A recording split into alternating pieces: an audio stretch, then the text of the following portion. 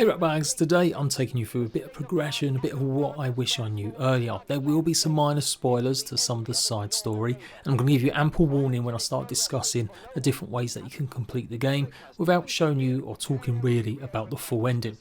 But before that, I'm going to talk about the importance of finding obviously atomic batteries, how to get lots of the manuals to get more skills, what kind of difficulty you should play on, best way to make Skeffmore and some of the Casterfell woods a bit safer, and what weapons you should be using and how to take on some of the robots. So repeating something I did put in my starter guide, but playstyle is really important. After completing the game and spending about 20 hours in it, Survivor ended up just being a bit too easy. That was down to some decisions I made which made some of the zones a bit easier to explore. And I carefully rotated the guns that I was using, and that's the thing that I used the most. I barely used any melee weapons at all. So I would say if you're kind of experienced with these types of games, definitely go for the brawler option at least, and then that way you get help with the clues and locations. The survive mode is the best way to play it, I still think, because you've got to work a bit harder, find more clues, and basically put down some of the markers yourself to go places. I'm actually still keen though to try it on veteran, but the problem is I know where everything is, so it probably would only increase the combat even more. Melee is definitely a bit challenging in this game, and I was led to believe that ammo and guns would be definitely a little bit short. But again, it all just depends how you play, and by the time you go to obviously Casterfell Woods where you got more opportunities to pick up bows, I really didn't bother with melee weapons pretty much for the whole rest of the run. But for sure, I do know a couple tips with melee that will hopefully help you. There's a lot of people complaining that you can't block with weapons. It's a brawler, you're meant to really go ham, and you should absolutely be using your kick. This will push back multiple enemies at times, and it's definitely something you should be using. In terms of melee combat, it's all about timing and making sure you get as close as possible. The amount of times I swung but I just didn't connect really left me open to hit. Fast moving weapons are always better as well in my opinion, although you can do a lot of damage and one hit certain enemies with some of the big weapons that you get later, like maces. I still think fast rapid hits have got a chance of stunning them, and then hopefully you'll be hitting them or killing them within 3 or 4. So the truncheon's pretty good, as well as some of the knives, and you do get better versions of the knife as you progress. Also worth bearing in mind, you're meant to find the melee manual book to give yourself better skills. Now I could only find one of them on my playthrough. There may be more because a lot of the manual books do have dual locations for them. But one of the first places you need to go and explore is the Outlaw Cave in Slatendale. It might be quite challenging. There are going to be at least maybe 6, maybe 7 of the outlaws patrolling around these caves and mines. But take advantage by shooting some of the barrels. Hopefully you've picked up some sort of ranged weapon. Make sure you watch my Go Here First guide to see how you can get a bunch. About the middle of the way up, you will find the manual in this little alcove. Be careful for the tripwire, and this will unlock a plethora of melee abilities. You'll do more damage with melee weapons, more damage with heavy attacks, and it will reduce the cost of your heart rate. Of course you'll need a lot of them stims, but it's definitely something to get early. You find a cave at 24.75 all the way over to the east. When it comes to the other weapons though, bow is absolutely OP, especially for humans. But you need to get hold of the Bowmaster manual that you'll find at Casterfell Castle. The bow is seriously one of the best weapons in the game as it is, and this makes it even better. One of the skills allows you to slow down time when you're fully aimed. So even with potato aim you should be able to do headshots which kill humans in one go. Admittedly, against some of the ghouls and other enemies, then arrows aren't necessarily going to be the best thing. That's why it's important that you have some sort of grenade that you've unlocked via the recipes that you find, and definitely use a lot of the gear that you're coming across. Don't hoard it.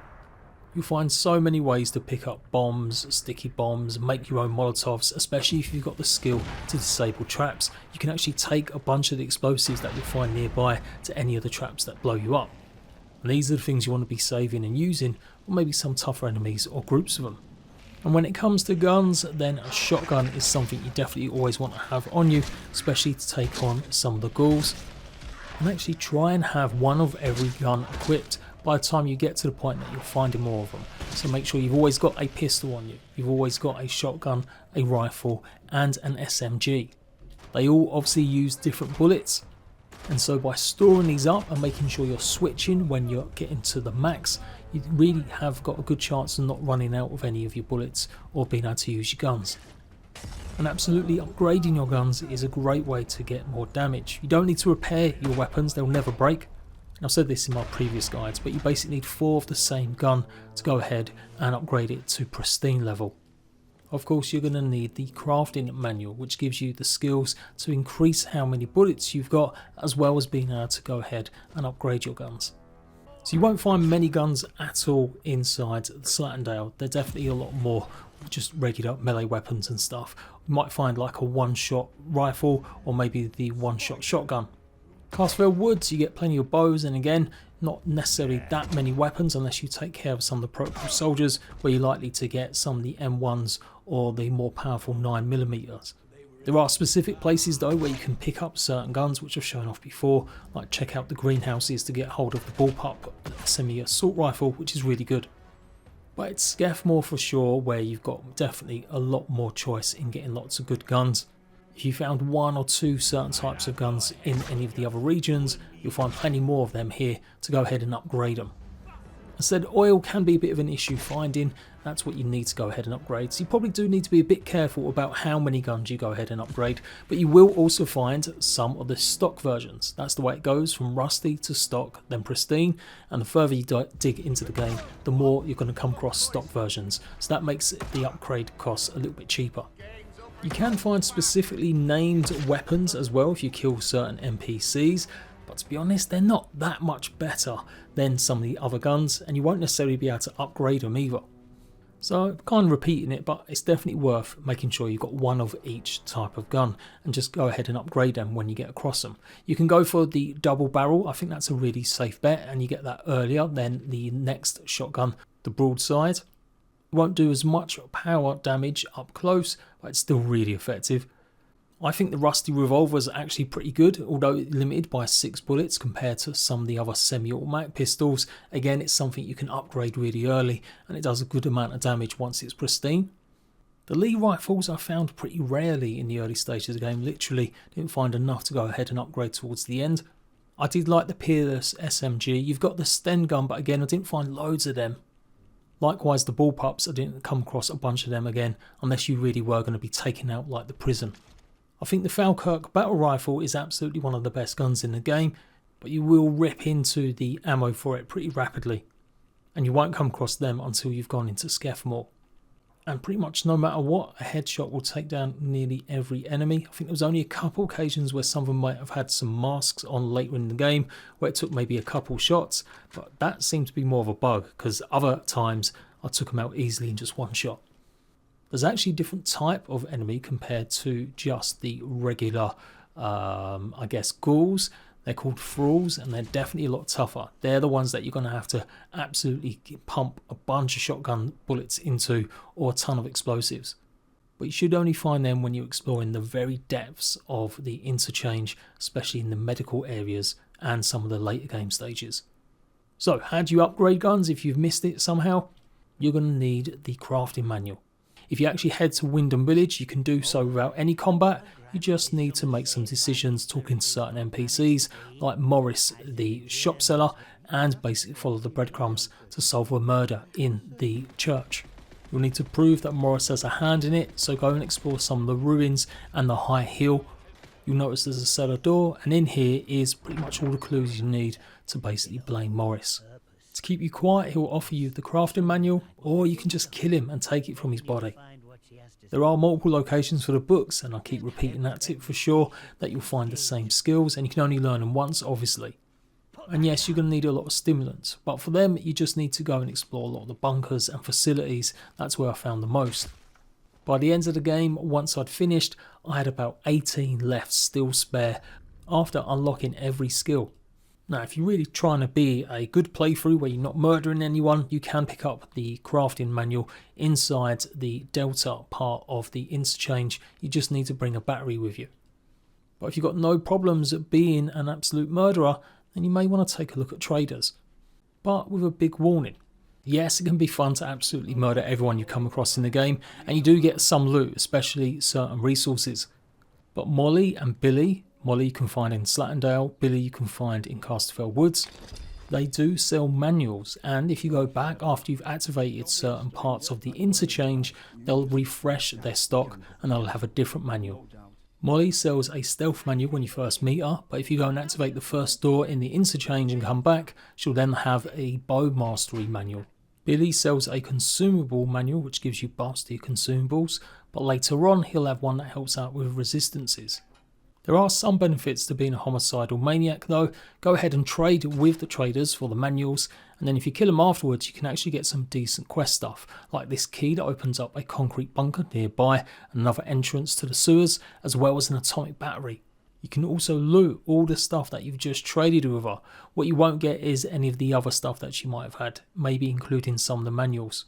In fact, in Slatendale, this is one of the few places you can find an atomic battery, as they're mostly in Casterfell and Skeffmore. And as said, you will get other opportunities to find these manuals later. So it's up to you whether or not it's worth it to get a battery even before you go into the interchange. Or just go ahead and trade. Absolutely, medkits and some of the resistance stuff, she'll actually take that really easily. Not so keen on bullets or guns. Last thing I will say though on manuals is try and get hold of the crafting manual as soon as possible too. If you actually head to Wyndham Village, you can do so without any combat. You just need to make some decisions talking to certain NPCs like Morris the shop seller, and basically follow the breadcrumbs to solve a murder in the church. You'll need to prove that Morris has a hand in it, so go and explore some of the ruins and the high hill. You'll notice there's a cellar door, and in here is pretty much all the clues you need to basically blame Morris. To keep you quiet, he'll offer you the crafting manual, or you can just kill him and take it from his body. In order of progression, in my mind, you're meant to really clear out Slatendale. In fact, you can do this with no real big reason to return. After that, it's a bit mix and match. You can absolutely go to Wyndham, as I said, get that crafting manual, go and talk to some of the NPCs and effectively set up the army playthrough storyline. Or Casterfell Woods and effectively go along and take a look at the druids. But in terms of pure difficulty, it does go Slatendale, then obviously Casterfell, then you've got the Skeffmore region, with obviously Wyndham being more somewhere that you'll just come to as a more friendly hub. The biggest thing you're going to need to get anywhere into the interchange, of course, is batteries. You'll find one by going ahead and exploring the castle ruins in Casterfell.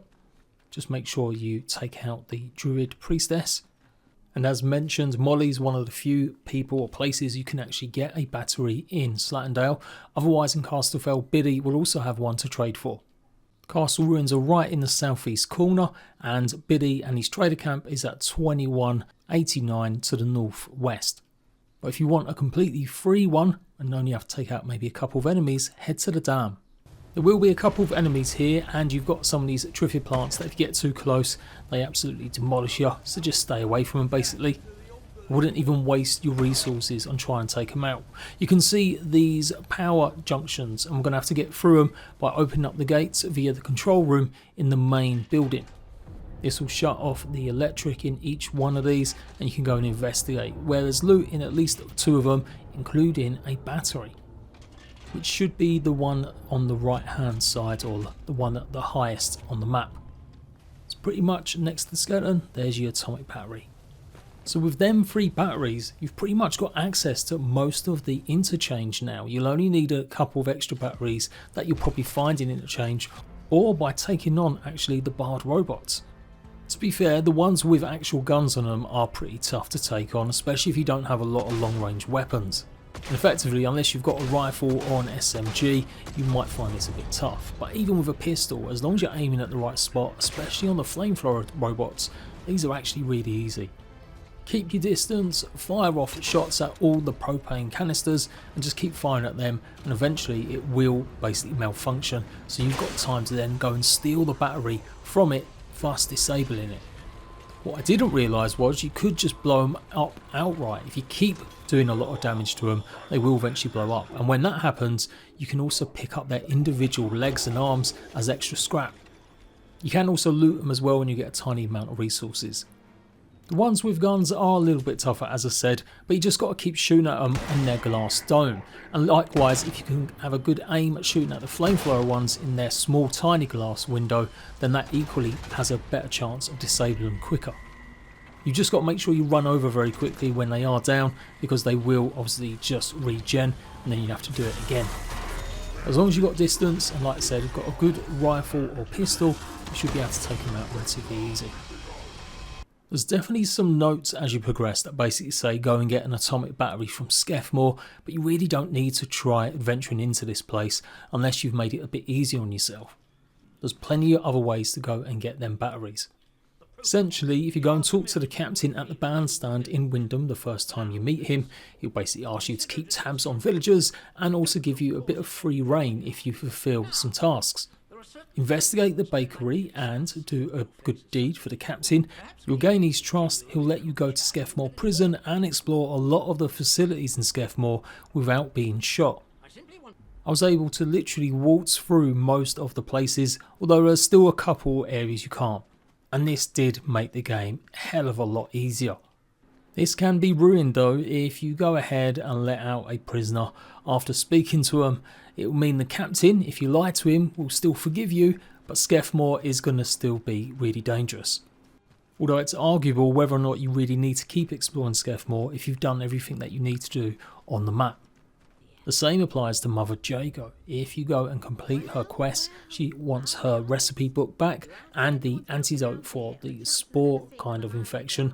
If you get them too from the castle ruins, she'll then ask you to make an offering at the speaking cave. So you will probably need to kill some of the druids to go ahead and get access to the part where you got to offer this offering, but as soon as you placed it down, don't kill any more. This is meant to then offer you free passage in a lot of the Forest of Casterfell as long as you're anywhere near some of the druids. Outlaws will still try and shoot you, and if you again go into certain places where it says trespassing, then you still will be shot on sight, but it does make life a bit easier. I did have a bug with this though, so look out for that. I accidentally killed someone, reloaded my save, but it seemed to have kept that part of the game that I triggered even though it reset before I'd killed someone. So I raised it with obviously Rebellion and hopefully they're going to fix it. And likewise, don't kill any protocol guards if you can in Skeffmore, otherwise that also can trigger them to basically turn on you. The exceptions to this are in certain dungeons or bunkers where it's already trespassing, then that is necessarily going to get back to the captain, as there will be some places that you just literally can't make any progress until you go past some of the guards. I'll explain a bit more deeper about the different factions and which ones you may need to side with depending on what results you want at the end, but let's talk still about some of the other stuff, particularly the signal redirector. This is something that will help turn off the turrets and basically open up a bunch of doors.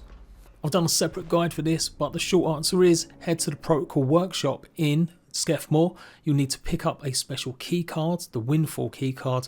You'll find pretty much while exploring every nook and cranny, especially some of the jump ups that lead to some of the corridors and pipe areas. It will be guarded by a number of guards. You can take these out and it won't affect your standing with the rest of Skeffmore.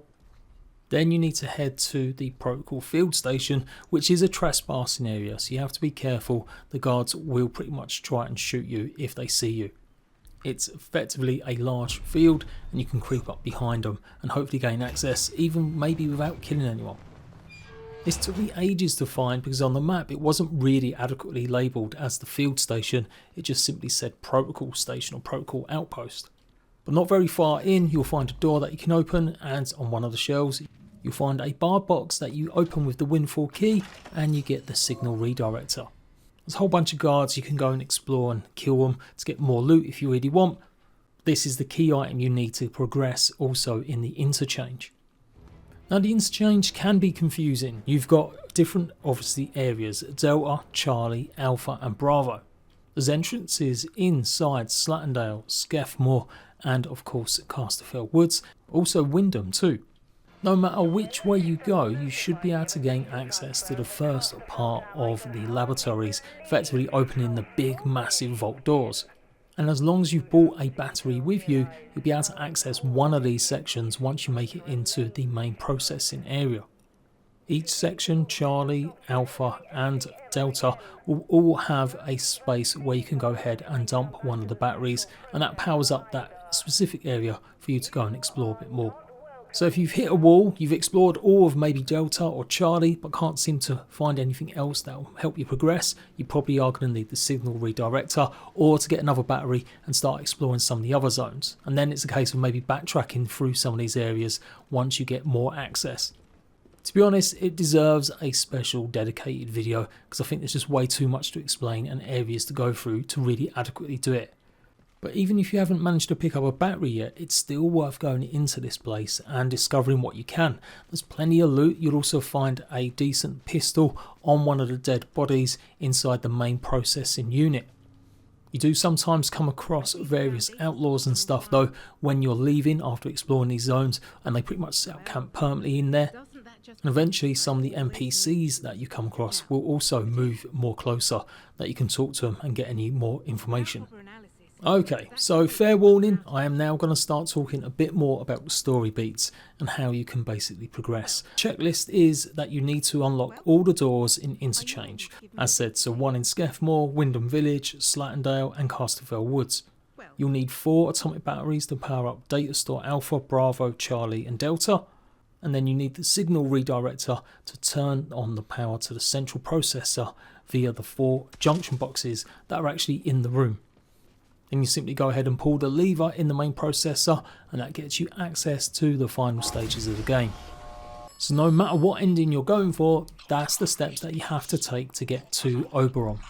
It's also worth noting that after you encounter with Oberon, you will have an opportunity to go and clear anything else out you really want to do before you actually get a chance to have the ending that you want or choose a final credits. But it all depends on what one of the NPCs you've basically been helping. So I'm not going to spoil individually each one exactly what's going to happen. I will maybe do that in a separate video. I have reloaded my save. I've actually managed to trigger 3 of the different endings so far, but I've still got another 3 to actually do, so that's going to be coming. But what I will say is that it's pretty obvious if you help the captain, that might be a way to get a certain ending. If you help Dr. Garrow, the prisoner in Skeffmore Moor Prison, that's another way that you'll get an ending. If you do exactly what the voice on the telephone has been telling you to do, that'll also be another ending. If you help Joyce Tanner, that will have definitely some consequences. It's probably one of the hardest ones to actually do because it's got more steps to actually involve. You need to turn off the 4 towers that are scattered, each one in each zone. Help Mother Jago, and it's pretty obvious that you'll become one with the soil. And the last is the Dr. Holder that you can find in the church cellar. Be warned, he does want revenge on Dr. Garrow. So if you end up telling him where Dr. Garrow is once you've freed her, then he may actually take it upon himself to sort her out. So you may not be able to get her ending. Anyway, if you actually help him and do what he wants you to maybe poison Oberon. And there's some mechanics that you'll be able to do that.